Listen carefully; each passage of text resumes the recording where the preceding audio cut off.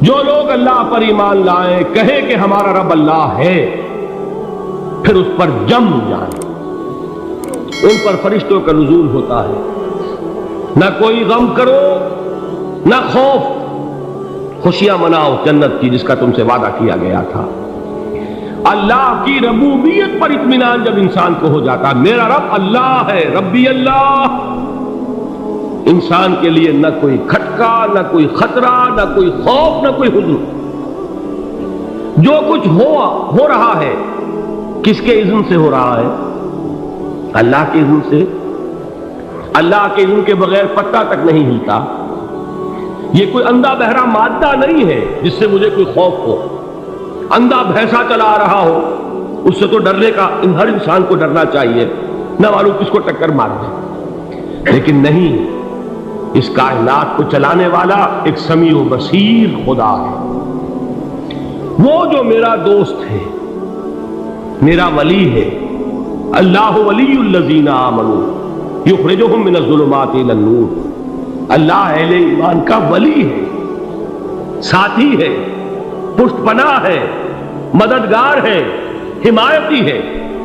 بتائیے جسے یقین ہو جائے کہ اللہ میرا مددگار، اللہ میرا محافظ، اللہ میرا پشت پناہ، اللہ میرا حمایتی، اس کے لیے کوئی خوف ہوگا؟ اس سے کوئی ڈر ہوگا؟ میں مثال دیا کرتا ہوں ایک بہت سادہ، پنجاب کے دیہات کی۔ تو بڑا چودھری ہے اور کوئی غریب کسان ہے، اس غریب کسان کے جانوروں کو ہر وقت اندیشہ ہوگا چوری کا، کوئی میری بھینس کھول کر نہ لے جائے، کوئی میرا بیل کھول کر نہ لے جائے۔ لیکن جس کے بارے میں یہ سب کو معلوم ہو کہ وہ جو بڑا چودھری ہے وہ اس کا دوست ہے، اس کی بچیا کو کوئی خوف ہوگا؟ اس کی بھینس پر کوئی ہاتھ ڈالے گا؟ اسے کوئی اندیشہ ہوگا؟ نہیں۔ کیوں؟ کہ وہ بڑا چودھری، بڑا اس کا یہاں کا سردار، جاگیردار، سب کو معلوم ہے وہ میرا دوست ہے، کوئی میرے خلاف اقدام نہیں کر سکتا۔ اس دنیا میں یہ چھوٹی سی بات اگر آپ کے دلی اطمینان اور سکون کا باعث بن سکتی ہے تو ذرا تصور کیجئے۔ میں لفظ تصور استعمال کروں گا صرف اس لیے کہ اس کا ہم جس کو کہتے ہیں ادراک اور شعور کر نہیں سکتے، اگر کے ساتھ کر سکتے۔ اگر یقین ہو کہ اللہ میرا مددگار اور یقین ہو کہ اللہ ہر آن میرے ساتھ ہے، پھر کوئی خوف؟ کس کا خوف؟ کوئی شے اللہ سے بالا تر ہے؟ کوئی قوت اس سے زیادہ طاقتور ہے؟ کوئی اس کے ارادے کو بدلنے والا ہے؟ کوئی اس کی مشیت کے آڑے آنے والا ہے؟ یہی بات ہے جو حضور نے فرمائی، یہ ایمان کا حاصل ہے لب لباب، کہ دیکھو اچھی طرح اس بات کو ذہن نشین کر لو، اگر تمام انسان مل کر تمہیں کوئی نقصان پہنچانا چاہے نہیں پہنچا سکتے، مگر جو کچھ اللہ نے لکھ دیا ہو، اور تمام انسان مل کر تمہیں کوئی نفع پہنچانا چاہے نہیں پہنچا سکتے، مگر وہ شے جو اللہ نے طے کر دی۔ آپ پھر میں کہوں گا ذرا طاری کیجئے، اسے فرض کیجئے، اسے سوچئے، اگر اس حدیث پر ہمارا دل ٹھکا ہوا ہو تو کسی سے ڈر ہوگا؟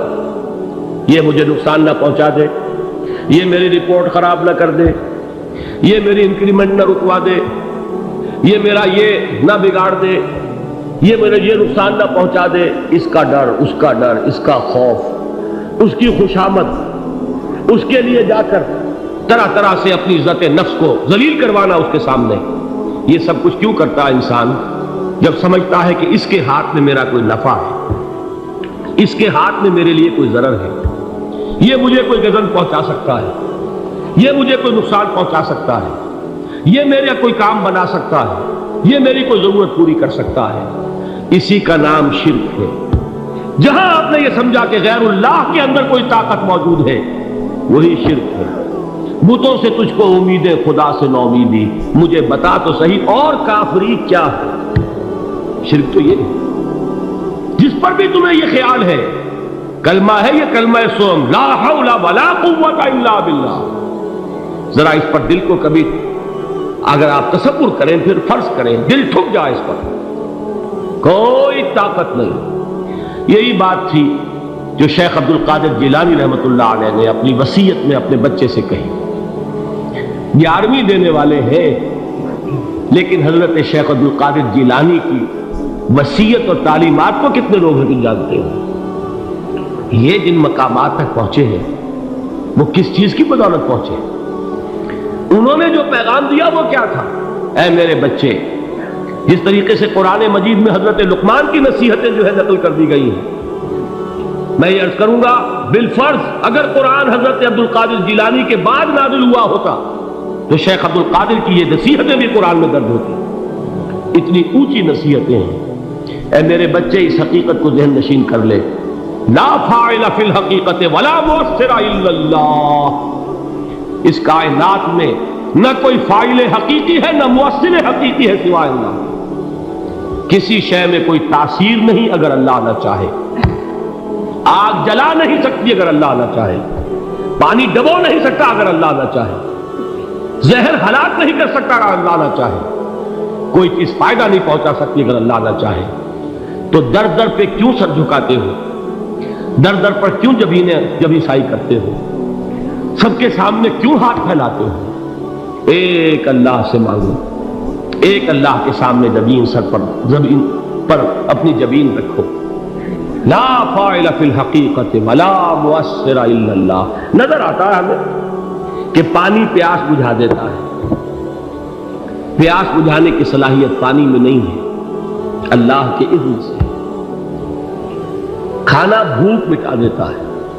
بھوک مٹانے کی صلاحیت کھانے میں نہیں ہے، اذن رب میں. دیکھیے یہی یقین تھا.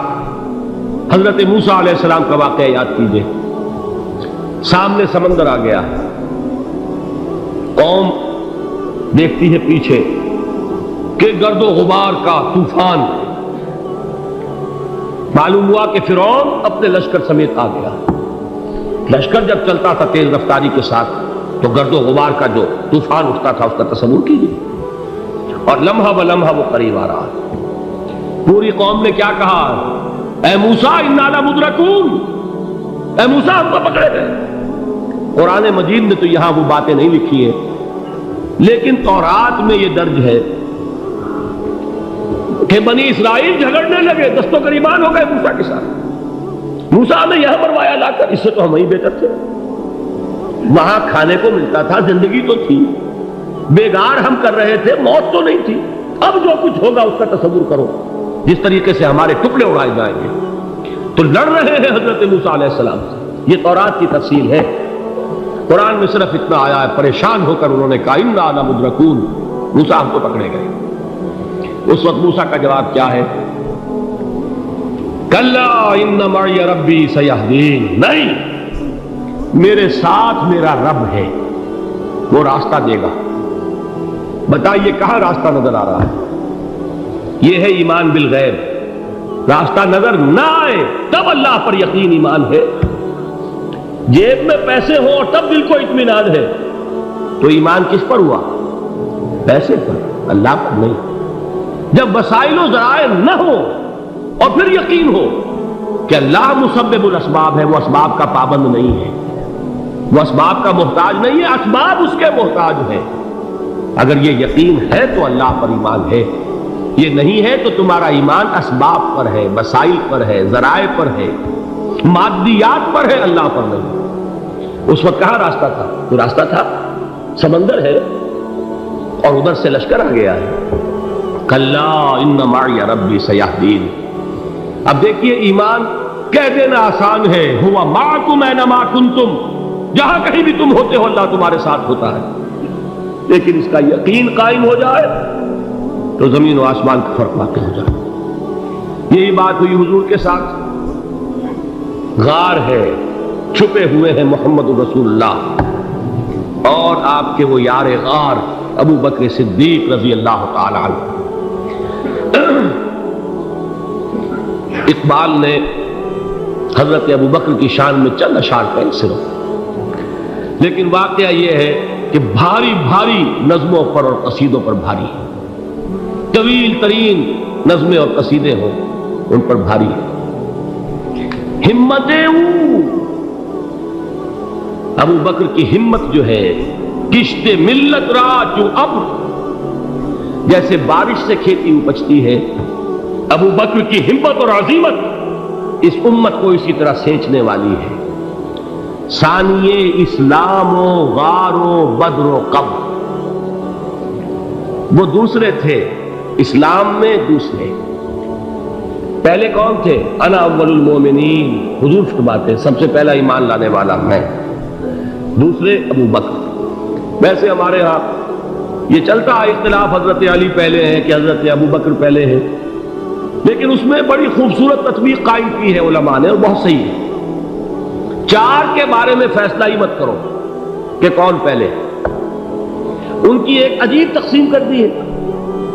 آزاد مردوں میں، بالغ مردوں میں سب سے پہلے ابو بکر، بچوں میں سب سے پہلے علی، خواتین میں سب سے پہلے خدیجہ، اور غلاموں میں سب سے پہلے زید بن حارثہ۔ بڑی پیاری تقسیم ہے، یہ چاروں ہی پہلے ہیں، ہر ایک کے لیے اولیت ہے۔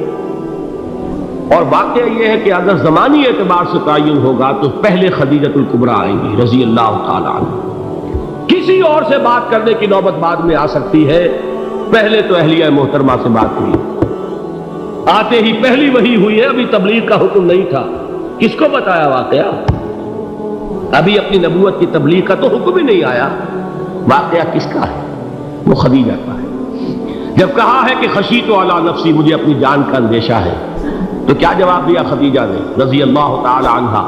وہ صدیقۃ الکبریٰ ہے۔ صدیقات جو ہے خواتین، ان میں چوٹی پر خدیجۃ الکبریٰ ہے رضی اللہ تعالی عنہا، اور صدیق جو مرد ہیں ان میں صدیق اکبر ہے ابو بکر صدیق رضی اللہ تعالی عنہ، لیکن صدیقات میں چوٹی پر۔ جب حضور نے فرمایا خشیت علی نفسی، کیا فرمایا، کیا عرض کیا، کیسے تسلی دی؟ نہیں نہیں، اللہ آپ کو ضائع نہیں کرے گا، آپ غریبوں کے ہمدرد ہیں، آپ مساکین کے تکالیف رفع کرنے والے ہیں، آپ بیواؤں کی سرپرستی کرتے ہیں، آپ مسافروں کی خدمت کرتے ہیں، اللہ آپ کو ضائع نہیں کرے گا۔ یہ یقین ہے اس خاتون کے اندر۔ خیر وہ ایک علیحدہ بات ہو جائے گی۔ میرے دل پر حضرت خدیجہ رضی اللہ تعالیٰ عنہ کی شخصیت کا بڑا گہرا نقش ہے، جو وہ کوئی اور ہی وقت اور موقع ہوا تو بیان ہوگا۔ بہرحال اقبال نے ایک مصرے میں جو چار اولیتیں جمع کر دی ہیں، ہمت او کشت امت را چو ابر، ثانی اسلام و غار و بدر و قبر۔ اسلام میں حضور کے بعد پہلے کون؟ ابو بکر۔ غار میں حضور کے ساتھ کون؟ ابو بکر۔ بدر کی رات اللہ کا رسول سر بسجود، وہ جھاڑ، وہ گھاس پھوس کی جو جھوپڑی بنائی گئی تھی، اور وہاں تلوار ننگی لے کر پہرا دینے والا کون؟ ابو بکر۔ اور اس حجرہ عائشہ میں محمد کے بعد سب سے پہلے دفن ہونے والا کون؟ ابو بکر رضی اللہ تعالی عنہ صلی اللہ علیہ وسلم۔ وہ جو معاملہ میں سنا رہا تھا غار ثور کا، حضرت ابو بکر بھی حضور کے خیال سے لرز گئے ہیں۔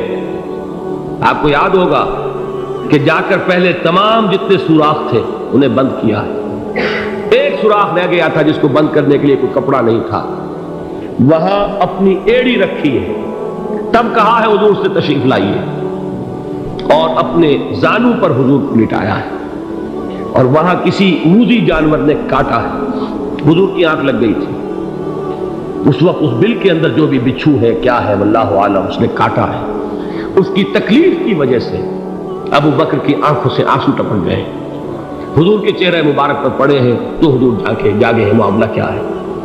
ایڑی نہیں ہٹائی وہاں سے، مبادا وہ جانور وہاں سے نکل کر محمد الرسول اللہ کو کوئی گزن پہنچا دے، ابو بکر کی ایڑی ہے، جس طرح چاہے کھا لے، ختم کر دے، جان نکل جائے تب کوئی آنچ آئے، محمد پر تو آئے، لیکن جیتے جی نہیں۔ وہ ہے ابو بکر۔ حضور کے خیال سے اس وقت حضور نے پھر اپنا لعاب دہن لگایا ہے، اور اس سے پھر آپ کی تکلیف ختم ہوئی۔ جیسے خیبر میں حضرت علی کی آنکھ دکھ رہی تھی، اس کو جو شفا حاصل ہوئی ہے وہ بھی حضور کے لعاب دہن سے ہوئی۔ تو بہرحال اس وقت انہوں نے کہا ہے کہ اے نبی یا رسول اللہ، اگر اس وقت ان میں سے کسی نے غیر ارادی طور پر بھی اپنے قدموں کی طرف جھانک لیا تو پکڑے جائیں گے۔ کیا جواب تھا اللہ کے رسول کا؟ لا تحزن ان اللہ معنا، اللہ ہمارے ساتھ ہے، کیوں گھبراتے ہو ابو بکر؟ یہ ہے ایمان باللہ، میرا مالک اللہ، میرا رازق اللہ، میرا محافظ اللہ، میرا مددگار اللہ، میرا پشت پناہ اللہ، میرا دوست اللہ۔ یہ دوستی ہے اللہ کی جو لب لباب ہے، حاصل ہے ایمان کا، اسی کا نام ولایت ہے۔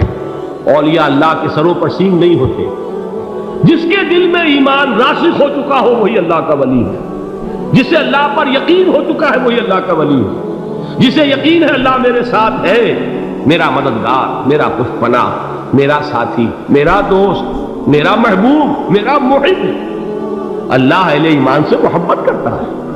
واللہ یحب الصادقین، ان اللہ یحب الذین یقاتلون فی سبیلہ صفا کانہم بنیان مرصوص۔ اللہ محبت کرنے والا، اہل ایمان محبوب، اور اہل ایمان محبت کرنے والے اللہ محبوب۔ والذین آمنوا اشد حبا للہ۔ آپ تصور کیجئے جسے یہ رشتہ ایمان یا رشتہ ولایت حاصل ہو جائے، الا ان اولیاء اللہ لا خوف علیہم ولا هم یحزنون، آگاہ ہو جاؤ، اللہ کے دوستوں کے لیے نہ کوئی خوف ہے نہ کوئی حزن ہے۔